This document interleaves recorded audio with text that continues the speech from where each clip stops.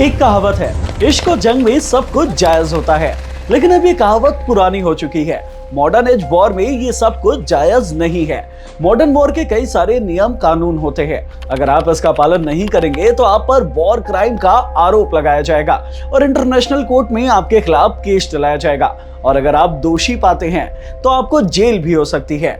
रूस के राष्ट्रपति व्लादिमीर पुतिन को वॉर क्राइम को लेकर इंटरनेशनल कोर्ट ने दोषी पाया है। और तो और इजराइल हमास वॉर में अब कुछ लोग इजराइल के ऊपर वॉर क्राइम का भी आरोप लगा रहे हैं। ऐसे में हम आपको वॉर क्राइम क्या है और मॉडर्न एज वॉर के लिए क्या कुछ नियम बनाए गए हैं ये बताते हैं। लेकिन इससे पहले आपको ये बता देते हैं कि मॉडर्न एज वॉर के नियमों की शुरुआत कैसे हुई।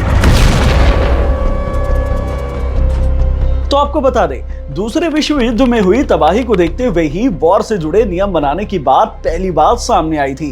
दूसरे विश्व युद्ध में 5 करोड़ से ज्यादा लोग मारे गए थे।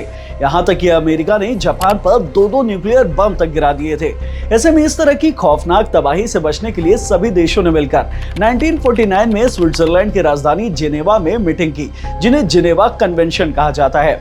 जेनेवा कन्वेंशन में ही वॉर को लेकर कुछ नियम बनाए गए थे, जिसे कहा जाता है इंटरनेशनल ह्यूमैनिटेरियन लॉ, या फिर इसे लॉ ऑफ वॉर भी कहा जाता है। इसमें कुल 161 नियम है, जिसे दुनिया के 196 देश मानते हैं और वो इन नियमों का पालन करने के लिए बाध्य है।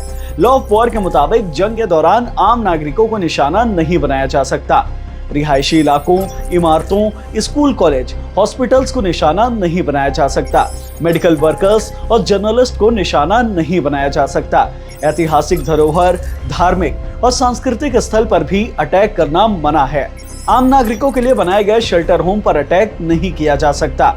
किसी भी अटैक से पहले चेतावनी देनी जरूरी होती है। जंग में घिरे आम लोगों को निकालने की भी जिम्मेदारी दोनों पक्षों पर होती है। सरेंडर किए सैनिक के साथ बुरा व्यवहार नहीं किया जा सकता। युद्धबंदियों के साथ भी मानवीय व्यवहार करने की बाध्यता होती है और किसी भी हालत में आम नागरिकों को या फिर बच्चों को शील्ड के तौर पर इस्तेमाल नहीं किया जा सकता। ये तो हो गए युद्ध से जुड़े कुछ आम नियम। इसके अलावा केमिकल वेपन्स, आग उगलने वाले वेपन्स, फास्फोरस बम जैसे अमानवीय तबाही फैलाने वाले वेपन्स के इस्तेमाल पर भी बैन लगा दिया गया है। लेकिन अगर कोई देश इन नियमों को तोड़ता है तो उसे वॉर क्राइम की श्रेणी में रखा जाता है, या कहे कि युद्ध अपराध। इसे लेकर इंटरनेशनल क्रिमिनल कोर्ट में केस चलाया जाता है और अगर कोई दोषी पाया जाता है तो कोर्ट के पास पीड़ितों के मुआवजे का आदेश देने की भी ताकत होती है। लेकिन अमेरिका, रूस, चीन, भारत, इजराइल जैसे देश आईसीसी के सदस्य देश नहीं है। ऐसे में इन देशों में आईसीसी के नियम लागू नहीं होते और न ही ये देश इन नियमों के पालन करने के लिए बाध्य हैं।